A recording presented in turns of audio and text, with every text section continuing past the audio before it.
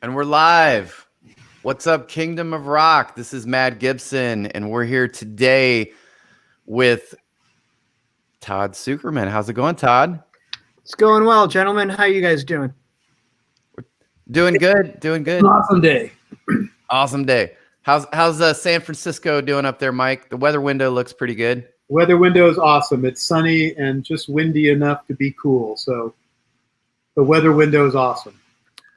Yeah, LA is it's a little overcast today. I was kind of bummed out, man. Yesterday, well, I woke up to rain. And how about you, Todd? Where are you at? I'm in Austin, Texas, where it's about 90 degrees and sunny. It's swimming weather here. Oh, wow. Oh, nice. Is there anywhere that you can actually legally swim?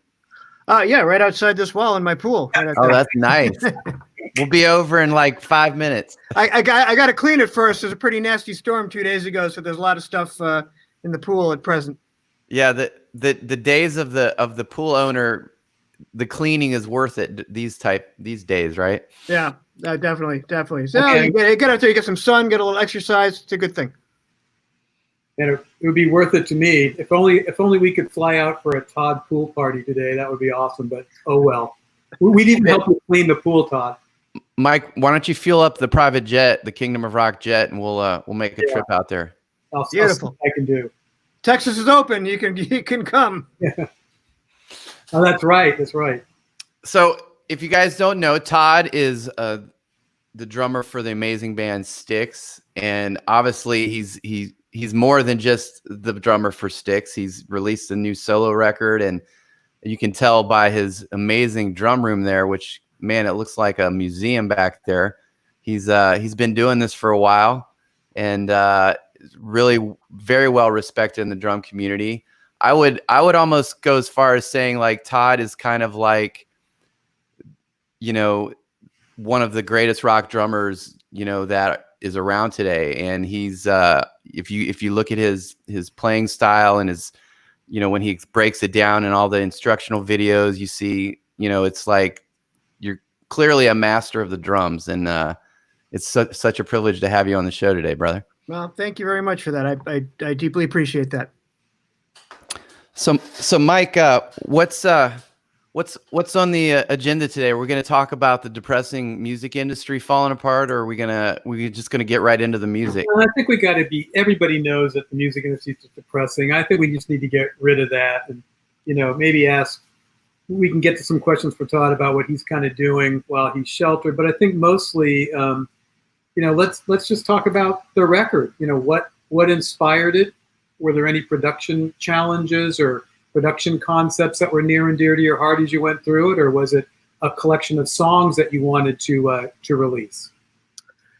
Well, to answer that question properly, really, I assumed, like most people who would take an interest in what I do, that if I ever did my own record, it'd be some sort of drum-centric jazz fusion, type of thing. But the truth of the matter is I just played on a couple instrumental records, including the Antoine Fafard record, Bore Me an Odyssey, which is some of the most challenging music I'd ever been presented with. So that itch had been scratched for the time being, so to speak. And at the same time, an old buddy of mine from the old days, J.K. Harrison, has been harassing me and cajoling me into doing a record with him. And I always blew him off thinking like, gee, that's cute that you think that I could do that. I appreciate your vote of confidence, but no, thank you. So he just hit me right at the right time. And I had a bunch of time in Los Angeles. I had a couple afternoons and a couple evenings that I had time off. So I figured, what the hell, let's get together with my old buddy and just see what happens. And I think it was definitely by the second night, we had written the song Last Flight Home together in like a half hour. It was one of those magical evenings where it was just lightning going back and forth. And I was writing down lyrical ideas about what it's been like being stranded in airports for a quarter of a century trying to get home. Yeah. And the song was largely done in a half hour. And it's one of those times where, you think, gee, songwriting's fun, if it was always that easy. So this project just sort of, I organically materialized. I've always been drawn to songs, melodies, most important over anything. And the lyrical content, the stories in a song. So I know that I could do a jazz fusion record at some point and probably will, but I had no idea I could do this. And the fact that this started to materialize enticed me and also scared the hell out of me. And the fact that I was scared, I think that's what told me that this is where I need to be doing. I need to be doing this, not doing the safe, cozy bet where I'm playing a bunch of solos in between kicks. You know, being able to write songs, collaborate on songs that are good melodies, and good lyrics. That to me is the toughest thing to do in all of music. And I had never done anything like this before. So that's where I wanted to go with this project. Well, was this something where it was your inexperience at doing that made you nervous, or was there a little bit of the whole, your tenure in Styx, because obviously they've had a couple of hits, was that intimidating as well, or did you not even worry about that? No, I didn't worry about that at all. I mean, the truth of the matter is I sort of did this record entirely under cover of darkness. My mother didn't even know that I was doing this because I didn't want to announce to the world, hey, I'm doing this, and then decide that A, I can't release this, or B, I'm not, not going to see this through to the finish line. So I just wanted to see this materialize. And I wanted a collection of at least 10 songs that I could stand behind and go, no music is for everybody. Nothing is liked by 100% of people.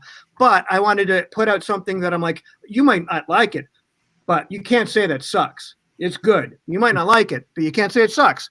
That's what I wanted to do. I wanted to be proud of 10 pieces of music that I like, and if other people like it, great. But every line had to be believable. Every sound had to be, passed by my standards.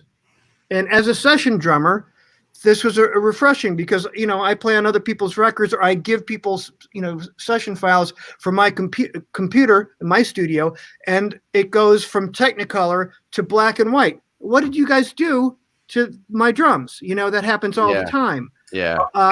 Actually, could you be specific about that? Because I actually hear that a lot from all instrumentalists. They work in their house, they deliver some cinematic stuff, and when the record comes out, it's turned to black and white, or or kinescope or something. So specifically, what typically happens? I don't know. What typically happens is someone else has another idea of how the drums and their music should sound. And they have every right to do that because it's their music and their vision. But I don't understand when sometimes I hand over people drum sounds that are, if I told you I recorded this at Abbey Road, you wouldn't bat an eye. And then it sounds like I recorded it with an iPhone on the record. And that happens all too often. So to me, you want to hear what my perception of the best tom sounds are. Listen to the tom part of what I play on the song "It's Perfection." Even some of the toms on there's not many of them on "Last Flight Home." It's a mixture of Steve Smith with Journey and Roger Taylor with Queen. Another thing that makes great tom sounds. They're not buried in the mix. They don't sound like a couch. They're up in the mix, and they're supposed to shake the speakers. And when you're listening in the car, the big toms and the bass drum is supposed to move your rearview mirror. If it doesn't, so it wasn't mixed right, in my opinion. Yeah, well, I totally get that. If you're working for someone else, you don't own that record. It's up to the, the artist's vision, however they want to use their stuff. But my mind is still a little blown. Like, if I hired you to play on my record and I was buying your skill and your sound and your vibe, I don't think I'd want to mess with that. It just blows my mind. Well, so some people don't. What I offer, or back before COVID-19 hit, was I always employ an engineer. I don't know how to run my studio. If you offered me $1 million right now to record one single snare drum hit, I couldn't do it. So that's going to be what my summer plans. I'm going to learn how to become a reluctant engineer. So, yeah. But historically, up until now, I always had my trusty engineer, J.R. Taylor. He sat where I'm sitting, and I sat over there. I concentrated on that. He concentrated on this. And part of what I offer that's slightly more for a fee is I will send you our mixed stems. And all you have to do is drop them in, and you've saved time on your end messing around with them or hiring your engineer. All you got to do is they're done. Drop them in, and it's over. And there's been a couple people that have taken me up on that because they're wise enough to know that we, between JR and I, we have our place here dialed in to a high level. I put my drum tracks against anything.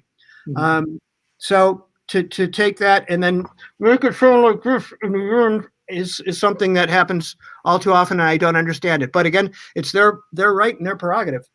I wonder if a lot of drummers, studio drummers that don't have the arsenal that you have. Clearly, you have like the ability to choose anything you want, get the sound you want, and make a great rock drum track. But nowadays, everyone's like, oh, we can just use drum replacement. We just need a crappy drum set, and get the beats, and then we'll drop the drum replacement on there.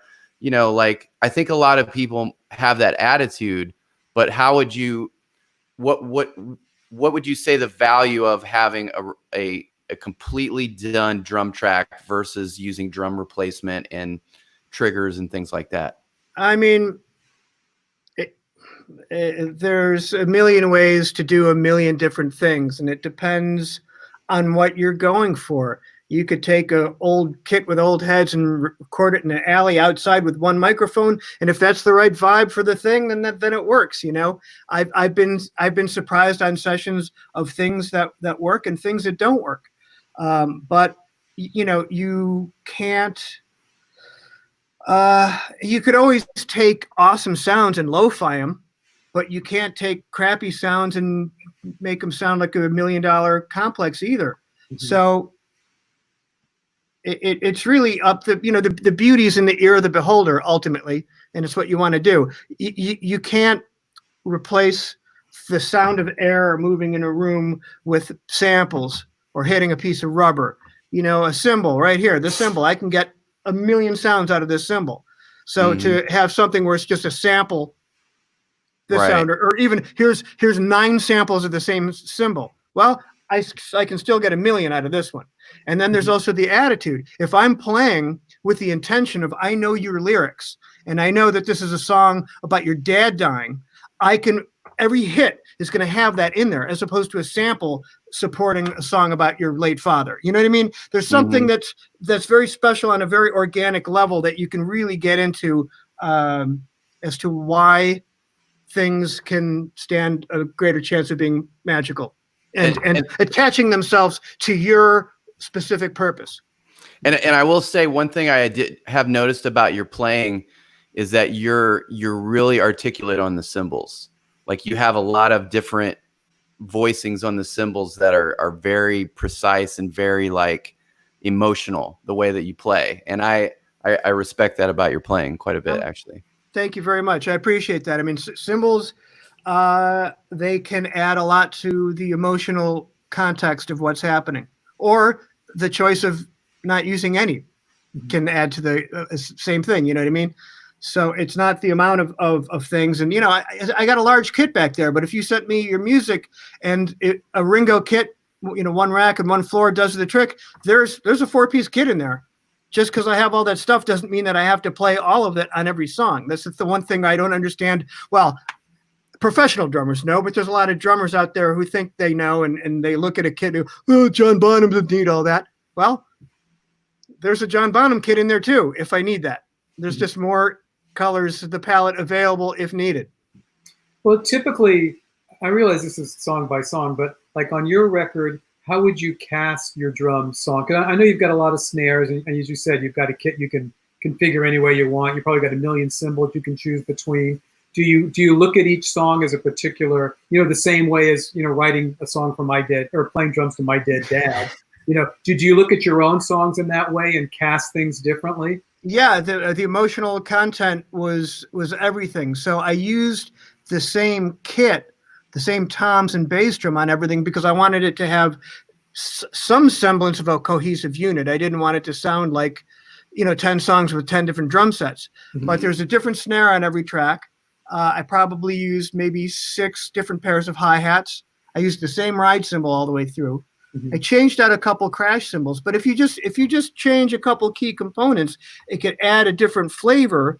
But I still wanted it to sound like this is all from the same collection of songs from beginning to end for the record. So that was the tightrope I was trying to walk. But ultimately, whatever served the song, whatever won out at the end of the day is what made it on the record. And there were a couple change. I re-recorded one song. I re-recorded She's Red Velvet because I wanted a slightly different vibe, and I went with it. That was the one song I recorded with an open bass drum, and it didn't have the same punch, and the snare drum was just a little too thin. So I went with a big, super, fudge brick baseball and the birthday cake snare, and the tighter bass drum, and that all of a sudden tied everything together where I wanted it. Yeah, well, for beginning drummers or aspirational drummers or whatever, I mean, I realize it's probably you probably got it where it's your emotion, but typically when you look at that stuff and you've got your song and you're trying to match your tone to the emotion of the song, are you doing things like needs to be more sizzly, snare needs to be thinner, thicker, or do you just try things out and see what fits the song better? No, I normally have an idea of what I think is going to work, and I know all my instruments, and I'll think. Yeah, sorry, the mail is coming. I'm going to mute my mic. Sorry, I thought the dogs were entering. I don't have any dogs, so I got scared. I usually have an idea of what I think is going to work because I know all my drums and I know what their strong suits are. So I'm normally right within one or two tries of what's going to work. So that's kind of what I did. Also, it helps some of the new drums that I have. They're kind of moved up the queue a little bit, and I'm excited to use them. There's a little bit of that, but I won't use anything that I don't know is going to add something and be the right call. And that's part of the fun of matching a vibe. Snare drum's going to change the overall vibe of the song. It's a very important choice to make. And then where is it tuned? What's the tensioning of the drum? Is it upper or is it lower? Is it wide open? Is there half a moon gel, a full moon gel? Do you want two? You know what I mean? There's a lot of various variables. And then you listen back, and then when you go, yep, that's what I want it to be. Now it's time to really concentrate on the musical part. Well, Todd, let me ask you a question. Take it back to your youth. What got you into music, and how did you go from that to like playing in front of tens of thousands of people in one of the greatest rock bands of all times? Well, it's a 26-year journey you're talking about there. I mean, I was very fortunate to be the youngest in a musical family. My father was a drummer. My mother was an actress who sang, played piano. My two older brothers played piano and bass. So I've been in love with the drums since I was an infant. Been playing since I was 2, playing actual beats with all 4 limbs since I was 4.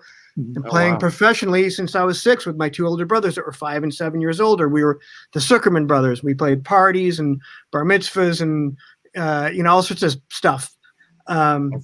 Then they, met older musicians. I got pulled into other situations. So I was always the baby in every situation, all the way through today being the baby in Styx, that's how it's always been. So how I ended up having an association with the band was I worked my way up the ranks. I went to Berklee College of Music in Boston for 1 year, ran out of money, came home, started gigging. And I wanted to get in with the top echelon players that were doing the recording sessions. And a lot of those recording sessions were jingles, music for TV and radio commercials. So finally, I had a couple of musicians stick their necks out for me, recommend me into that world. And it got to the point where I was doing 20, 30 sessions a month. Why would I ever want to move to New York or LA? It's like I felt like I was the king of this town. It was great. The drum sets being carted all across the city in different recording studios. And the guy who owned the cartage company, Keith Marks, he had worked with the guys in Styx before and worked with a couple of them on their solo projects. And when John Panazzo was in ill health and couldn't play the drums, they wanted to re-record the song Lady for the A&M Greatest Hits definitive compilation. And Lady was on a different record company. So there was something about getting the sound rights from the Wooden Nickel to A&M. So they re-recorded it, and they called Keith, and they said, who should we get? Because John's unable to play. So he said, you got to call Todd Sucherman. And that was my first, hello, how you doing, with those guys. How long did it take before you did your first show with them? Well, let's see. They called me. That was in March of '95, and I just went in. Like 90 minutes later, I'm saying goodbye. And then they phoned me up in February of 1996. So about 11 months later to record another piece of music. And this time there's a different vibe. There's a much more kind of get to know you session. They're asking me questions about, where I grew up and blah, blah, blah. And I could tell something was brewing here. I mean, it's not that they weren't nice before, but they took a genuine interest in me as a person. In my memory anyway, it was the next day that James Young phoned me up and offered me the summer tour with the caveat that it would be John Panazzo's gig if he got better. Mm-hmm. And really, would I be interested in doing it? And I'd never done a big full-scale rock tour before at that point, much less with a band whose records I had growing up and I saw 3 times as a kid growing up. So I thought, yeah, I have to have this experience, absolutely. So by March of that year, we started rehearsals and we launched the tour May 21st, 1996 in Cedar Rapids, Iowa. That went for 72 shows and ended in Chicago in September of that year. Now, did you start with a giant kit or did you build up to that, like playing the big stages? Back in those days, for me, the kind of hip uniform was 8, 10, 12, 14, 16. So it was one bass drum with a double pedal, but I had 3 racks and 2 floors, and I thought that was plenty. Mm-hmm. And it's also the kit that I had. It's not like I called a drum company and said, "Hey, I'm doing this thing. Can you hook me up with?" That's the kit that I had. That was one of the kits that I used for gigs and recording. So I just, it was a great kit. I just used that. But I kind of didn't move into the double bass drum thing until 1999, 2000.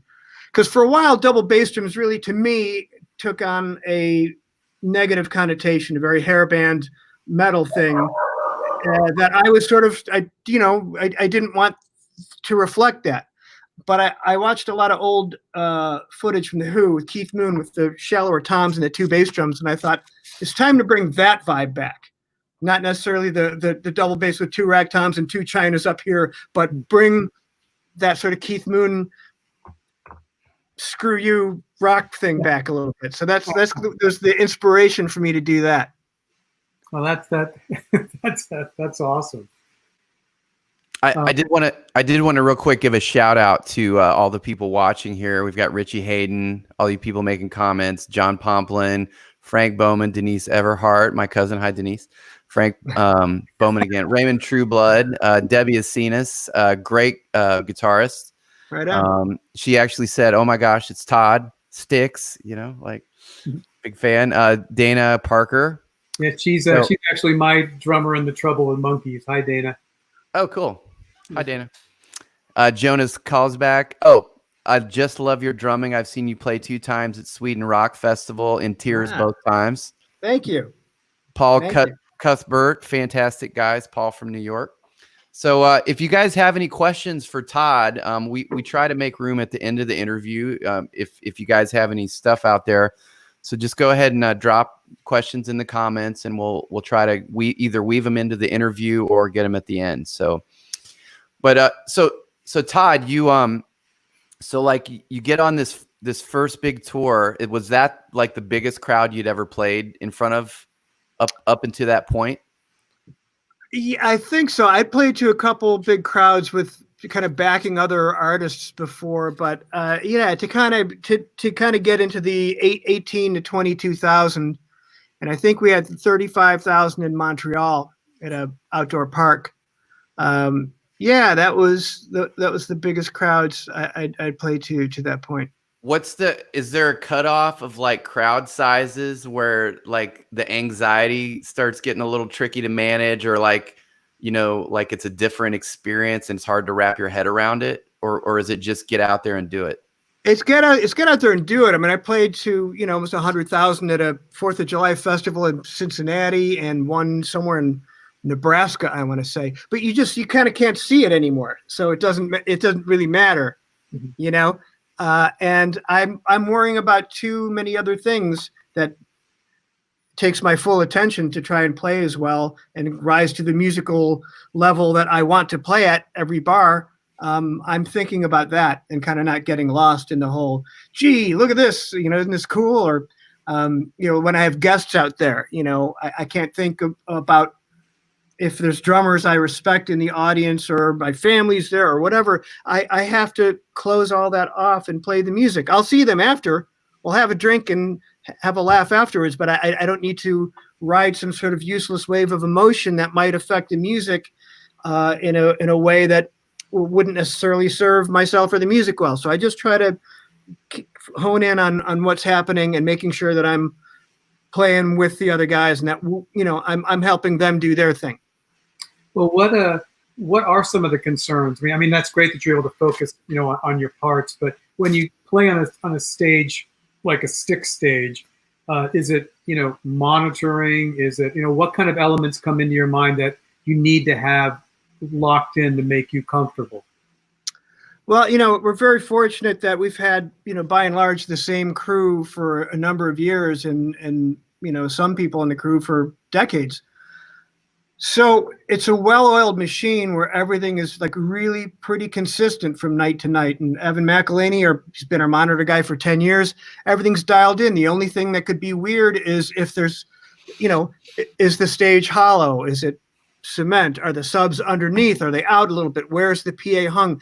There are those elements that will change how it sounds. Is there a bass trap where the drums are in the center, or if every time I hit the gong drum, my eyeballs go, you know, there are things like that. Those are the variables that can change from night to night. But for the most part, it's dialed in, and it's very, very, I never have to look at Evan and say this up, this down, or whatever. It's very consistent night to night. So that helps me focus on the music. And I don't want to be yanked out of the dream by someone holding up a sign. Mm-hmm. Give me a stick. Give me a stick.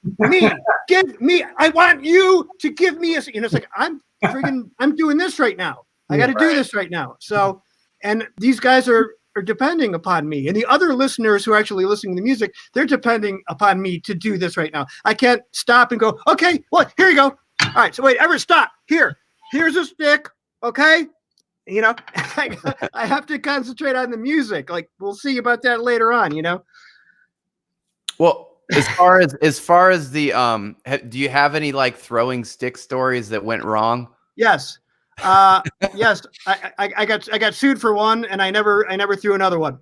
Man, that's terrible. That's gotta be like, you don't think about it until you have to think about it. And then you're like, oh no. Yeah. Well, I don't know what I could. It was kind of settled or tossed out. I don't know what I could legally say about it or not. Yeah. Other than I was an all-star pitcher and I always hit my mark. Yeah. I can toss a stick to someone right in the breadbasket better than I can play the music. So whatever. I'll just leave it at that. Yeah.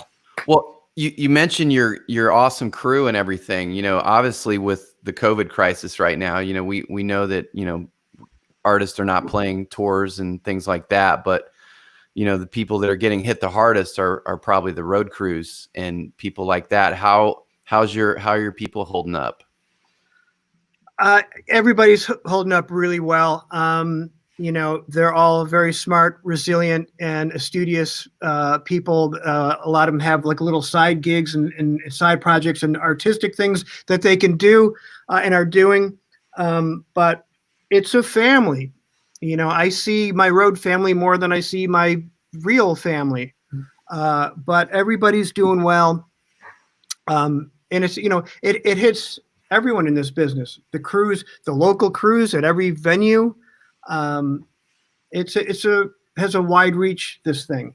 And I think it's a long way from being over, unfortunately. It's going to be a lot longer than anybody would like. But, you know, nobody can do anything until it's safe for us, the crew, the local crews, and anyone that would get into the building, the audience. So we'll see. You know, no one has a crystal ball, no pun intended, to look into the future and see what's going to happen. But we have to do this for now. And that's the name of the game for now. It must be weird. I mean, San Francisco, the live music scene has kind of diminished somewhat, certainly since the Summer of Love, but that was a long time ago. But it must be weird in a music town like Austin, where it seems like there's a million places to play downtown. I mean, it must be really weird to have that shut down at the moment. Well, to be honest with you, I have no idea what's going on downtown. I know they opened up the state. I don't know to what extent. I don't think people are getting in bars and playing right now. But that would be my choice not to go do that. And I feel believe me, I know I'm very fortunate that I don't have to be put in a situation where I would have to go do that. This thing is no joke, and this thing can wreck a 30-year-old as much as it can a 50-year-old. So, I'm happy to stay here for a year if that means that I can rock out for the rest of my life. I'm in no hurry to rush into this to the point where I may not be here to watch my daughter grow up. That's a very good point. I think a lot of people who are anxious about getting back, you just hope they're keeping that in mind, because we want everybody to be safe. And of course, whether, we're watching, obviously Texas opened up. Texas also had, a massive uptick in COVID cases. We don't know if it was because of that or if it's the testing. It's hard to it's hard to get the data dialed down. But it is an interesting test case in Texas. It's like, do we need to be fearful of this or not? But I love your attitude about, I want to be around for my daughter and everything else. Yeah, I mean it's if we don't test for cancer, then no one has cancer. Right. So it's I can't help but to think that the fact that when I go to the mailbox that's near my house, where I don't have to touch anyone, I wear a glove, that there's 45 cars in line at Chick-fil-A, and across the street there's 6 food trucks with picnic benches that are full of people. The state was opened up during our peak, and of course there's going to be more cases, and there's going to be more deaths. That's any other logic to not come to that conclusion doesn't make any sense to me. So it'll be interesting to see what happens with this. And this isn't. I'm so very tired. I have low blood sugar now, so I'm probably saying some things I shouldn't. I'm tired of this being a politicized thing. There's 90,000 dead people that don't have mouths to argue politics. It's a human thing. 9/11 happened. 3,000 people died. We cried for weeks. 90,000 people are dead. This isn't a political argument. It's a human and a world life thing that we're all going through. England, Spain, Italy, Croatia, name your country, it's happening. So this isn't a political vantage point of view discussion. True. It is a human discussion. But on to sorry. No, that's no. I mean, it's a tough topic. I mean, it's this is what we're here for. It's a tough time, man. I mean, there's no way to sugarcoat it. It sucks. It's hurting a lot of people. The virus is hurting a lot of people. The economic impact is hurting a lot of people. I mean, it's all relevant, and it's all just sucks. I mean, so the thing is, what can we do?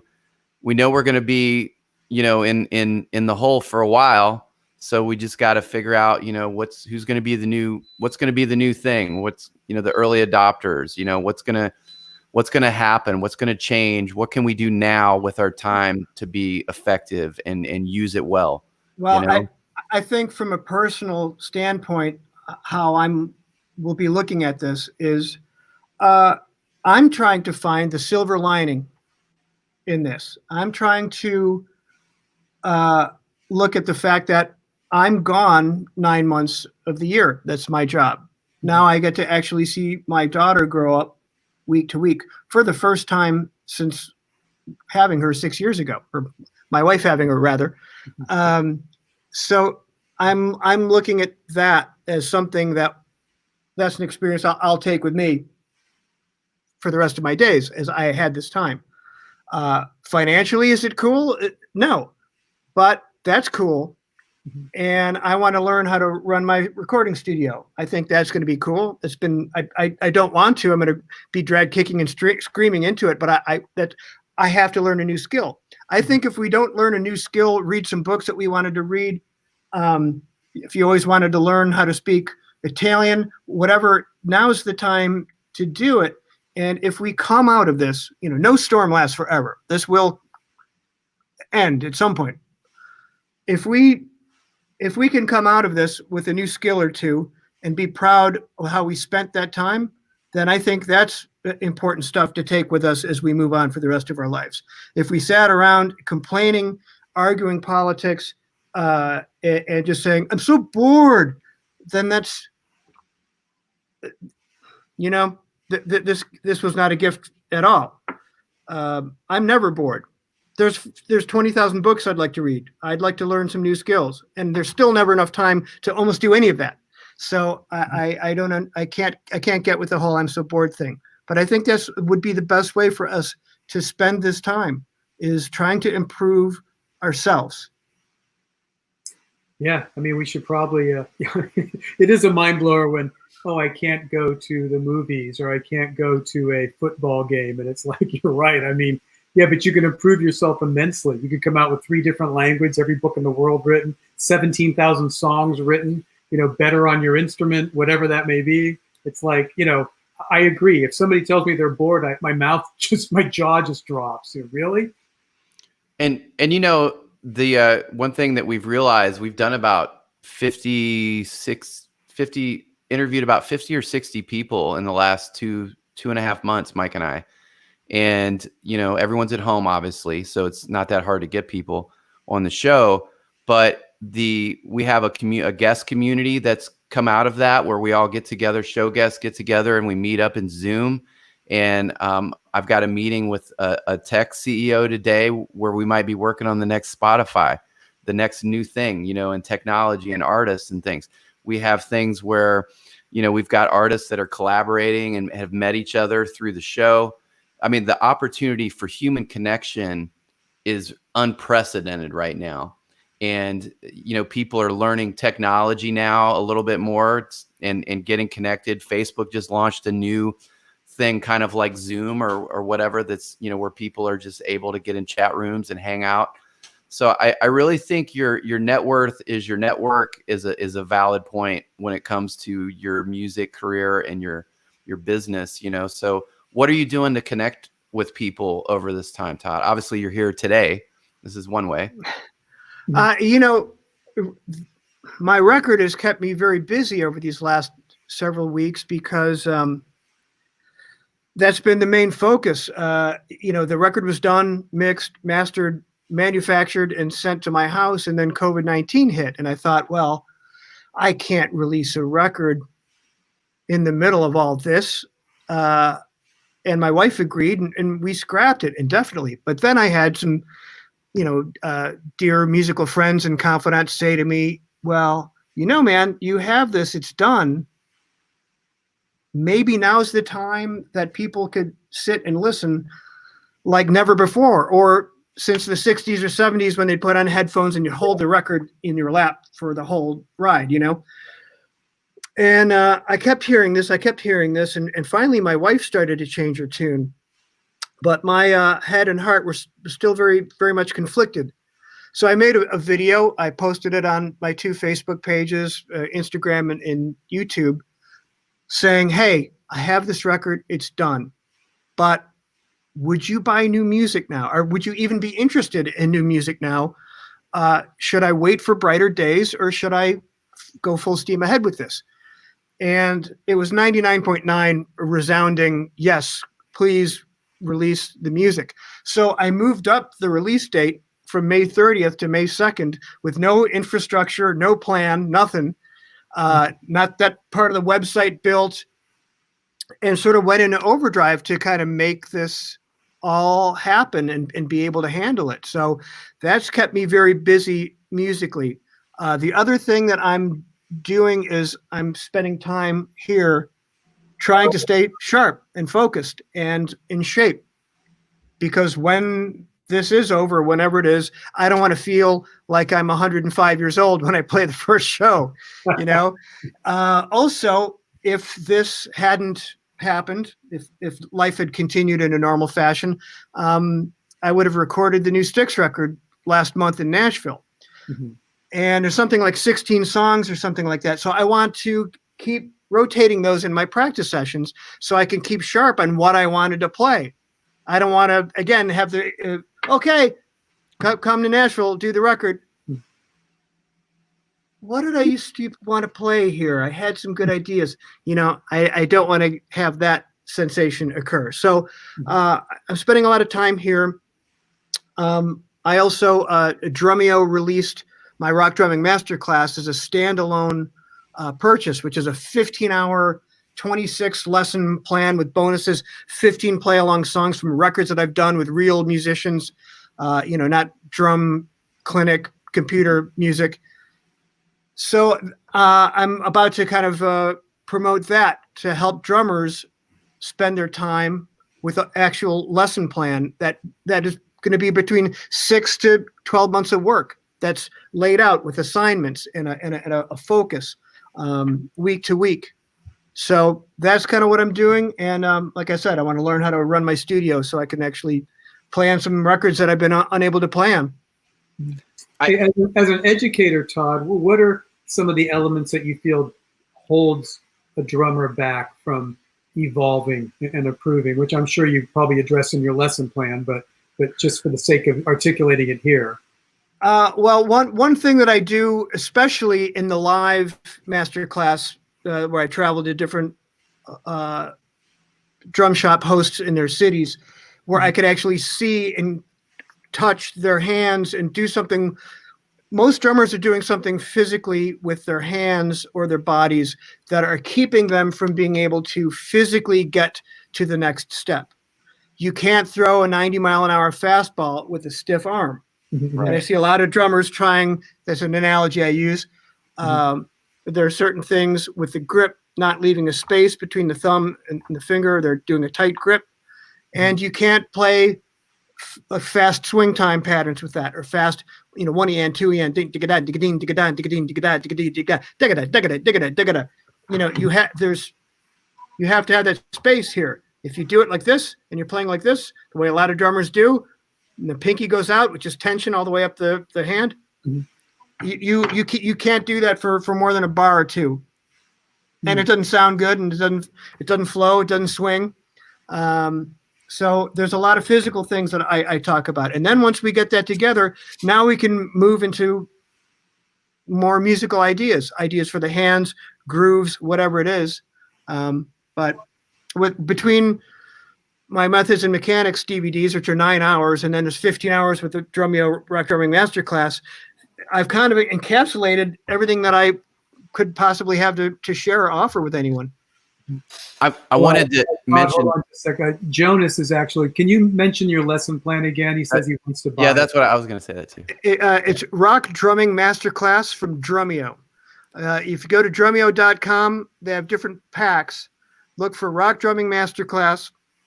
It used to be something like $400, and now they slashed it to $97 to make it more affordable and easy for drummers to get all this information at this time when we've never had this much time to improve. It's a lesson plan that takes you week by week, and I'm your personal teacher. And there's assignments for beginners, intermediate, advanced players at every lesson, hand ideas at almost every lesson. So it gives you something to focus on. The one issue with today, there's so much information. Everyone's got a DVD, everyone's got a thing, everyone's got stuff on YouTube and Instagram that drummers don't know what to do. So here's an articulately laid out lesson plan that I guarantee you, if you stick with this for 6 months, it's going to change your playing, and it's going to change your relationship to music forever for the better. So if it doesn't work for you, I'll take you out to the restaurant of your choice. and I would like to give a shout out to Jared Falk at Drumeo. He's the man. He's awesome. I love Jared. He's great. And he really does a lot for the drumming community, and you should definitely go check it out. You just mentioned, Todd, a little bit while, you didn't want to step into the session for the next Styx record without being, ready to go. And you've been working on that in your studio. So when you're confronted with a piece of music, how do you develop your parts? Do you just do a basic beat and wait for it to get inspired, or does the music all of a sudden, oh, I can pull this from this Ringo thing or this or that, or is it all of the above? It's all of the above. I mean, it really depends on, is there a demo? Is there already a drum part? Well, how much of that do they want to keep? Is there no demo? Mm-hmm. There's literally 1,000 ways to approach something like that. But if I'm working for someone else, I try to find out what are they looking for? What's the vibe? I want to know what the lyrics are so I can emotionally attach myself to the song. Is it a happy song? Is it a sad song? What is it? Music is more than, intro, 8 bars, verse, 8 bars, pre-chorus, 4 bars, crash, go to the right symbol for the chorus.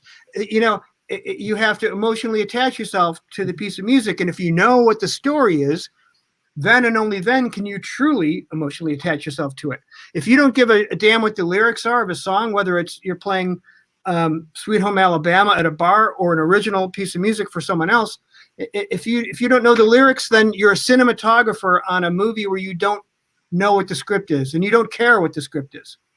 It makes a lot of sense if you look at it under that microscope, because we will dictate the emotional content. We will help the musicians rise up or settle down dynamically, the tempo. Lots of things are involved. It's a lot more than keeping the beat. Yeah, that is deep and interesting. I would imagine a lot of, well, let's not bash any, let's just say beginning drummers or drummers who are just starting are probably more worried about, I just need to keep time, and they're not even thinking about that level. Well, this is one thing I'm very proud about with the Rock Drumming Masterclass is I talk about these emotional ideas that goes beyond 1 and 2, boom, ga, boom, boom, ga, and here's all the basic beats. You need to know that, but then you also need to know why are you playing those? Mm-hmm. How does that work with the music? I ask questions like, what does music mean to you? Stop and think about it. What does it mean to you? And then we'll talk about the emotional context of things. Then I'll play a track, and then I will have a voiceover of that track saying, listen to the lyrics. This is what's going on in the story. This is why I chose to do this. And so you get to look behind the veil, so to speak, at those choices. And I think a lot of people were like, oh, holy smokes. Mm-hmm. I didn't realize all this was involved with this, or this is a great way to look at it. Mm-hmm. As opposed to just this mathematical thing of playing time, which is important, but it's only part of the story. Well, let me ask you this, Todd, to move on to another kind of change the subject here. Do you, if you had to get rid of all of your gear except for one piece of gear for some unknown reason, what, or the one piece of gear you'd run into a burning building for, so to speak? Like what's that one piece of gear? It's so hard, but I mean, there's a million things that I'm attached to, but this little kit right here, that was my father's last kit and my first. This 1969 Slingerland from the year that I was born. That's that's the kit I remember being set up in my house as a baby, and it was my father's drums. Mm-hmm. So as far as the sentimental value, that would win. I just got a snare drum. Here, I'll take it back here from this guy named John Hammond in England, like Serenity Drums. So this is the latest acquisition here, where this drum here, these are all English Britannia pennies from 1906 to 1920s. And these woods, spalted ash, there's greenheart, Bolinga, and like Ozebi. Now these came from London, from the Teddington Lock film studios. Those were walked on by everyone from the Beatles to Peter Sellers to Benny Hill. Monty Python did the fish slapping dance on those docks. Oh, that's hilarious. So you got Monty Python, the Beatles, all the way to The Office, Ricky Gervais, this British television history built into that one drum. So I have a lot of crazy special drums like that, but that's particularly special. That is super crazy awesome. Yeah, I mean, the Beatles and Python in one drum. That to me is that wins the day. So if a bald guy walked by the drum, would he get smacked on the top of the head from the Benny Hill? I think a lot of people are too young to know what that means, which is scary. Yeah. Well, how does it actually sound? I guess that's the other question. Yeah. Amazing. Tone for days. It sings and it has a soul. Yeah. Oh yeah. That's the thing. It doesn't matter if it sounds like, well, too bad about the sound. No, it's absolutely amazing drum. There's not a dog in my collection. I've had dogs and I sell them. Mm-hmm. There's no room for dogs in here. Well, awesome. Well, Michael has all the dogs at his house right now. Yeah, the dogs are here. So. and he just let the dogs out too. Well, we've had an uninterrupted 20 minutes so far, so I consider myself a lucky man at this point. Nice. They're not used to drummers, they get a little sensitive. I'm kidding. Well, we're getting to the top of the hour. I wanted to hit a few more comments here, and starting back with who was it? Oh, Sam Morris was my friend Sam was talking about how Mr. Roboto changed my life. I thought that was funny. Love this. So from Austin, Texas. Okay, so we got a guy from Austin, Benjamin Hahn, and he wanted to know why you decided to move to Austin, of all places. I moved to Austin in December of 2005. Basically, I'd kind of grown tired of Los Angeles and the housing thing. It kind of exploded there, and I could sell the house for a tremendous amount more than I paid for it in a short amount of time. And I just wanted to be more central for flying. And I wanted to move to an area where it had the best, an amazing school system because we wanted to start a family. So there's a lot of those ideas. And we dug Austin. We dug the weather, the palm trees, but it also gets a little colder in the winter. Not as cold as Chicago, where I grew up, of course, but just a step in that direction. Yeah. And we just really dug it. And I love living where I am. I'm out in Bee Cave, about 25 minutes west of the city, in the beginning of the hill country. And my wife and I just love it. Are there a lot of pros that are in Austin right now? People that are, big touring musicians? Yeah, I know there's a bit of an exodus. Greg Raleigh was one of my neighbors for a while, and he moved a little further out. Pat Mastellato lives not far from me. Terry Buzzio lived here for a while. I think he moved right when I got here. Donnie Wynn lives here. Another drummer, played with Robert Palmer for years. Mm-hmm. So yeah, there are definitely dudes here. Ron Wixo. Do you miss LA as far as the hanging out with people in LA and doing the LA thing? Or obviously the traffic. There's problems with LA. There's things I miss and there's things I don't miss. I get back there enough. I did until recently, that I could, visit friends and go to some restaurants that I miss and whatnot. But if I could go back and redo it, I wouldn't change a thing. And Tim Gillette just said, cool to see you, Todd. Thanks for the great photo you guys did with me in Irving, Texas in 2018. Still on my Facebook page. Cool. Let's see.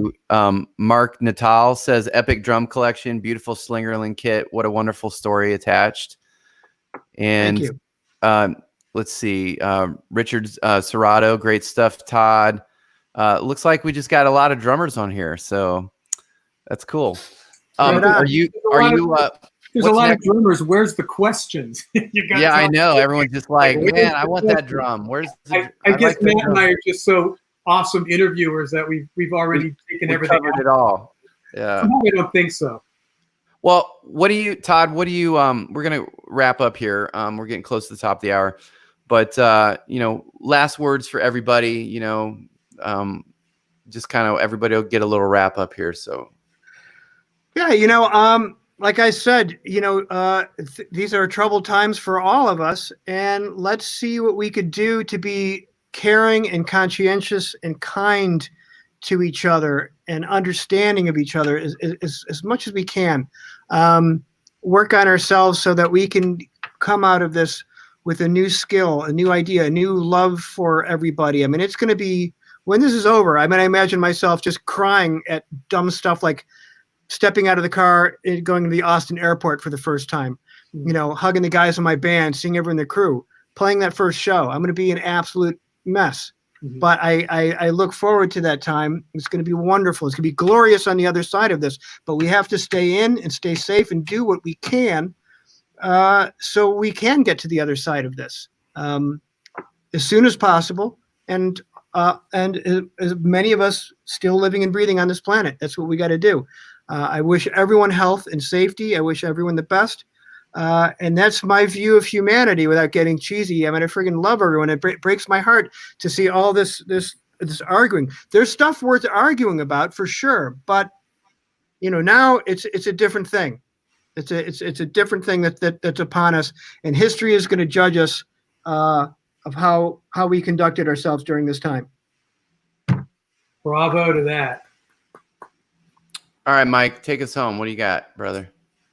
Well, just Todd, pleasure having you on the show. And man, you went so deep into the music creation thing. That is that is brilliant. I think that as musicians, whether we're starting or in the middle of our journey or experts, having more of an emotional context to what we're actually communicating with is great. And you articulated that beautifully. So thank you so much for putting that out there. Well, thanks, man. I mean, we're all in the middle of our journeys, really.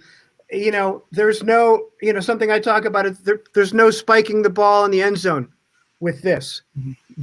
I will die wanting to be a better drummer, the next day. And that's what I try to do. I try to be better every day. I record the shows not for glorification on social media. I watch those and I comb through them, and I want to play tonight better than I played last night. So that's why I do that. And if I can find a minute or two that doesn't make me want to jump off of a bridge, I'll post those clips, but that's part of my job. I want to play better tomorrow.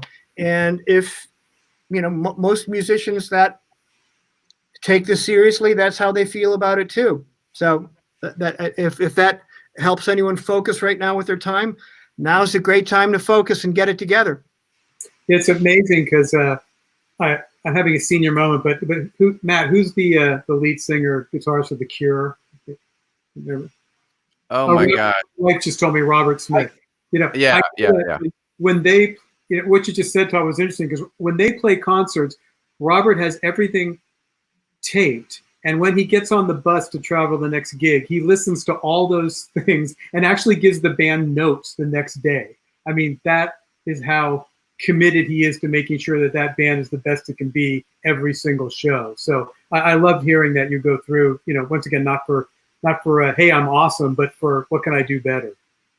Yeah, that's why I bought that camera, and that's just what I try to do, and I try to instill that work ethic to those that have sought out lessons from me. There's two types of people that are going to do the work and people that aren't going to do the work. So it's funny.